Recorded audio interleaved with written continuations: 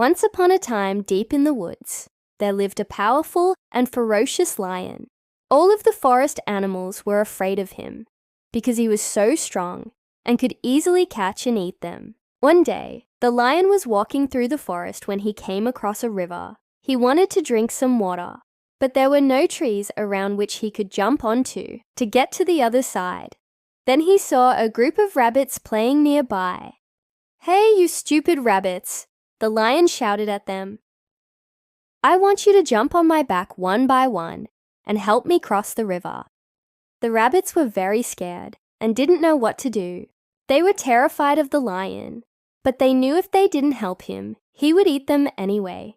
So the rabbits did as the lion asked. They jumped on his back one by one until he was finally able to cross the river. As soon as he got to the other side, he shook himself, and all of the rabbits fell into the water.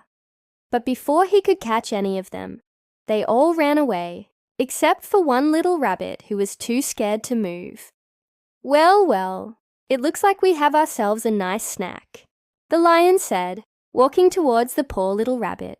"You can't outrun me, little rabbit, and your friends are already gone, so I might as well just eat you right here." The rabbit started crying. He begged the lion to spare his life, promising to do anything he asked, but the lion wasn't having it. He was hungry and wanted to eat the rabbit. Then the rabbit had an idea. He told the lion, "You can eat me, but first let me tell you a joke. If you make me laugh, I want you to let me go." The lion thought for a moment. He really wanted to eat the rabbit, but he couldn't resist the chance to hear a good joke. So he said, "All right, make me laugh and I'll let you go." The rabbit took a deep breath and said, "Why don't scientists trust atoms? Because they make up everything." The lion looked confused. "I don't understand." The rabbit explained. "You know, like how matter is made up of different kinds of atoms. It's kind of like how people sometimes lie and make things up. That's why scientists don't trust them." The lion still didn't get it. "What does that have to do with rabbits?" he asked. The rabbit sighed and tried again. "Okay, here's another one. Why did the bicycle fall over?" "Because it was too tired." The lion thought for a moment. I guess that one's pretty funny. All right, you win. Let's hear another one." The rabbit smiled. Telling jokes was his specialty, and he was sure the lion wouldn't be able to resist laughing at his next joke. He took a moment to think of the perfect joke that would surely make the lion laugh. Then he said, "All right, here's my best one. Why don't they play poker in the jungle? Too many cheaters." The lion burst out laughing. He couldn't believe how funny that joke was. He laughed and even forgot that he was supposed to be scary. And after he stopped laughing, he realized he actually felt much better. He had been feeling angry and frustrated because he couldn't catch any food, but hearing those jokes had lifted his mood and made him feel happy. "You are truly a clever rabbit," the lion said to him. "I've never met a rabbit as smart and funny as you before. In fact, you're so clever, I want you to be my advisor. You can live in my den and help me make decisions. What do you say?" The rabbit was shocked. He couldn't believe the lion was offering him such an important position. He thanked the lion for the offer, but politely declined. "Thank you for the offer, Your Majesty, but I'm not interested in becoming your advisor. I'd rather stay in the forest with my family and friends.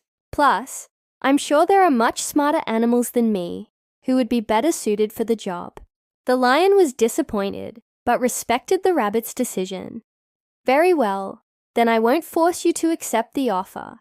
But remember, you only got away this time because you were clever. Next time, you might not be so lucky." And with that, the lion went back into the forest, leaving the rabbit alone. The rabbit was very grateful for the lion's mercy, but he couldn't help but feel a little bit uneasy.